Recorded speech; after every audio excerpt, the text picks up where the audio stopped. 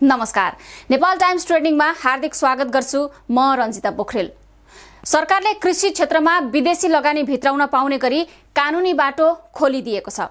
विदेशी लगानी तथा प्रविधि हस्तान्तरण ऐन 2075 को अनुसूची संशोधन मार्फत 50 करोड रुपैयाँ स्थिर पुँजी लगानी गर्ने र 75% उत्पादन विदेश निर्यात गर्ने शर्तमा लगानी भित्राउने बाटो खोलिएको उद्योग मन्त्रालयले जनाएको छ। संशोधित अनुसूचीमा आधुनिक प्रविधि समेत लगानीकर्ताले भित्र्याउनु पर्ने र ठूलो मात्रामा रोजगारी सृजना गर्नुपर्ने शर्त छ।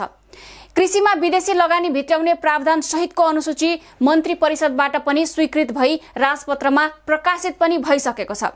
यसअघि विदेशी लगानी तथा प्रविधि हस्तान्तरण ऐन 2075 को अनुसूची अन्तर्गत कृषि, घरजग्गा खरिद, पर्यटनसँग सम्बन्धित साना व्यवसाय, हात हतियार, सञ्चार माध्यम लगायतका 9 वटा क्षेत्रमा वैदेशिक लगानीलाई निषेध गरिएको थियो।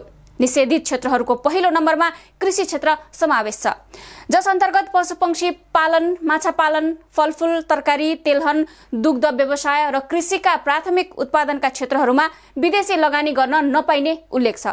तर गत साता नै उद्योग मन्त्रालयको प्रस्तावमा मन्त्री परिषद बैठकले कृषिमा विदेशी लगानी भित्राउनका लागि निर्णय भएसँगै अब विदेशी लगानीकर्ता नेपालको कृषिमा लगानी गर्ने बाटो समेत खुलेको छ।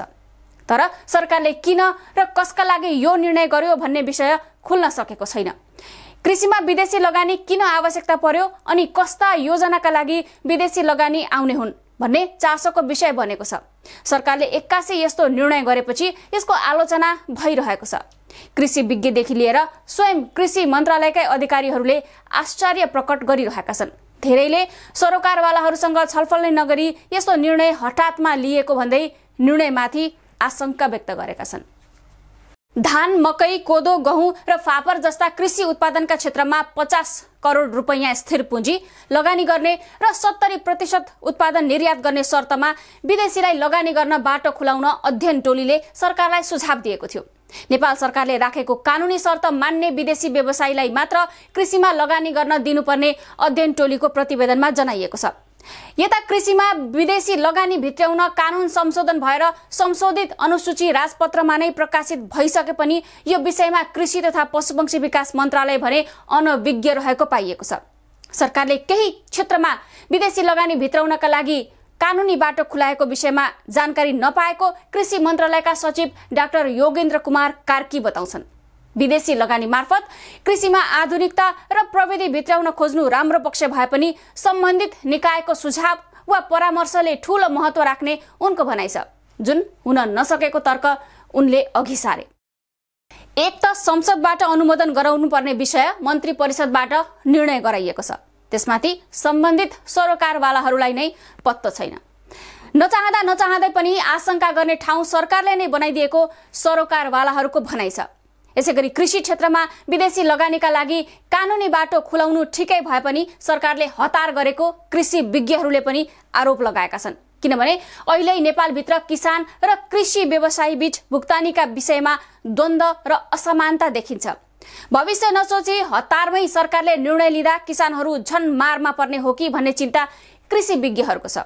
कृषिलाई व्यवसायीकरण गर्नु, लगानी बढाउनु, आधुनिक प्रविधि भित्र्याउनु राम्रो हो, तर यसरी कृषिमा विदेशी लगानी भित्राउने बाटो खुलाइदिँदा नेपाली कृषि व्यवसायलाई असर पर्न सक्छ। पहिला स्वदेशी लगानी व्यवस्थित गरेर मात्र विदेशी लगानीका लागि कानुनी बाटो खुलाउनु पर्ने हो।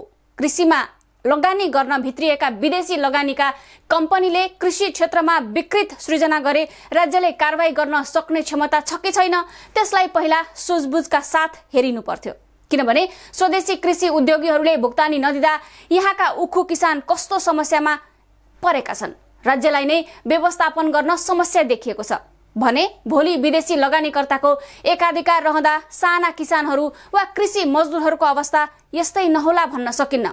यो त एउटा देखिएको प्रतिनिधि समस्या हो। भोलि कार्टेल गर्ने, किसानबाट सस्तोमा लिएर उपभोक्तालाई महँगोमा बेच्ने लगायतका समस्या देखिए भने के गर्ने? यस्तै डर र आशंकाका कारण 2 वर्ष अघि संसदबाट पारित विदेशी लगानी तथा प्रविधि हस्तान्तरण ऐन 2075 ले कृषिमा प्रत्यक्ष वैदेशिक लगानी भित्राउन नपाउने व्यवस्था गरेको थियो। त्यसअघि 2049 सालको ऐन प्रतिस्थापन गर्ने क्रममा कृषिमा विदेशी लगानी खुला गर्ने गृह कार्य भएको थियो। विदेशी लगानी खुला भएमा परम्परागत प्रणालीमा आधारित किसान तथा स्थानीय कृषि उद्यमी विस्थापित हुने भन्दै त्यसलाई निषेध गर्न सरकार र संसदमाथि दबाव परेको थियो। विदेशी लगानीको साटो यहाँका किसान तथा उद्यमीलाई नै क्षमतावान बनाउनु पर्ने धारणासहित सरोकारवाला संघ संस्था, निजी क्षेत्रका अधिकारीहरू, राजनैतिक दलका किसान आबद्ध भातृ संस्थाहरूले विरोध जनाएका थिए। प्रमुख दलका शीर्ष नेताले समेत कृषिमा विदेशी लगानी खुला गर्न हुन्न भन्ने धारणा राखे पश्चात अन्ततः संसदीय समितिको निर्देशनपछि विदेशी लगानी पूर्ण रूपमा निषेध गरी संसदबाट कानून पारित भएको थियो। तर अहिले सरकारले संसद विघटन गरेर मन्त्री परिषदको निर्णय भन्दै कृषिमा विदेशी लगानी भित्र्याउने सन्देहमूलक काम गरेको देखिन्छ। किनभने ऐनले एउटा व्यवस्था गरिसकेपछि हठात मन्त्री परिषदले विदेशी लगानी खुला गर्ने निर्णय गर्नुको कारण के हो भन्ने प्रश्न पनि उब्जिएको छ। जनप्रतिनिधिहरूले बृहत छलफलबाट बनाएको कानून मिचेर कार्यपालिकाले अर्को निर्णय गर्नुले पनि थप आशंका उब्जाएको छ। कृषि प्रधान विशेषता भएको मुलुकमा स्वदेशी किसान तथा उद्यमीको क्षमता पुग्ने क्षेत्रमा विदेशी लगानी खुला गर्नु उपयुक्त देखिँदैन। ती क्षेत्रमा किसान र स्वदेशी लगानीकर्ताको क्षमता बढाएर उनीहरूबाटै पर्याप्त लगानी गरिने वातावरण बनाउनुपर्छ। कृषि क्षेत्र अन्य कुनै पूर्वाधार विकास तथा उत्पादनमूलक उद्योग जस्तो विषय होइन। यो मुद्दा हाम्रो भूमि सम्बन्धी सवाल, मौलिक खाना, किसानको जीविकोपार्जन र जलवायु परिवर्तन लगायत विषयसित अन्तर सम्बन्धित भएकाले हठातमा यस्तो निर्णय लिनु हुँदैन थियो कि कृषि क्षेत्रमा विदेशी लगानी खुला गर्ने निर्णय कसका लागि हो? विदेशी लगानी भित्रिएपछि यहाँका किसानको जीवनस्तर उकासिने आधारहरू के छन्? यो निर्णयलाई सरकारले बिचौलिया र कमिसनको चक्करमा गरिने अरू क्षेत्रका कतिपय विषय जस्तो हल्का रूपमा किन लियो? किनेर समेत समयमा मल ल्याउन नसकेको सरकारले कृषि क्षेत्र अन्तर्गत मल उत्पादनका लागि पो यो कदम चालेको हो कि भन्ने विषय सरोकारित मन्त्रालयको अनभिज्ञताले थप ओझेलमै परेको छ। धेरै मुलुकले कृषिका माध्यमबाटै आर्थिक सम्पन्नता हासिल गरेका छन्। यसैगरी नेपालको कृषि क्षेत्र पनि देशको आर्थिक विकास र देशको अर्थतन्त्र बढाउने एउटा महत्त्वपूर्ण क्षेत्र हो। यसले कुल जनसङ्ख्याको 65% रोजगारीको अवसर प्रदान गर्दछ र जीडीपीमा करिब 27% योगदान गर्दछ। त्यसैले कृषि क्षेत्रको विकास राष्ट्रिय अर्थतन्त्रको विकासका लागि महत्त्वपूर्ण छ। सन् 1980 को दशकसम्म कृषि उत्पादन निर्यात गर्ने हाम्रो मुलुक आज अधिकांश कृषि उत्पादन आयात गरिरहेको छ। यो वास्तविक विडम्बना हो हाम्रा लागि। हाम्रो जस्तो मुलुकले विदेशी लगानी भित्राउनै हुँदैन भन्ने विषय त असम्भव प्राय देखिन्छ। तर विदेशी लगानी नेपाली कृषक तथा स्वदेशी लगानीकर्ताका लागि कसरी हितकारी बन्न सक्छ भन्ने नै महत्त्वपूर्ण विषय हो। राष्ट्रिय कृषि गणना 2068 अनुसार 60% किसानको आफ्नो उत्पादन वार्षिक उपभोगको लागि अपुग छ। विगत 10 वर्षमा परनिर्भरता 5 गुणाले बढेको छ। यसले हाम्रो लागि कृषि नै एउटा ठूलो अवसर देखाउँछ, जसमा स्वदेशी लगानीकर्ता अनि त्यसमा पनि विदेशबाट फर्केका युवाहरूलाई आफ्नै देशमा कृषि उद्योग, कृषि व्यापार, कृषि उत्पादन, यान्त्रिकरण लगायत थुप्रै कृषि कर्ममा रोजगारी दिन सक्ने ठाउँहरू छन्। यस्तो अवस्थामा सरकारले विदेशी प्रविधि, मल, बिउ भित्र्याउनु पर्ने समयमा लगानी चाहिँ विदेशी खोजिरहेको छ।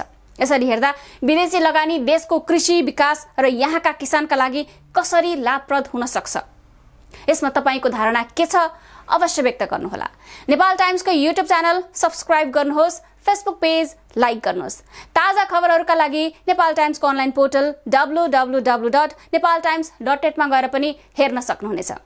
नेपाल टाइम्स हेर्दै गर्नुहोला। नमस्कार।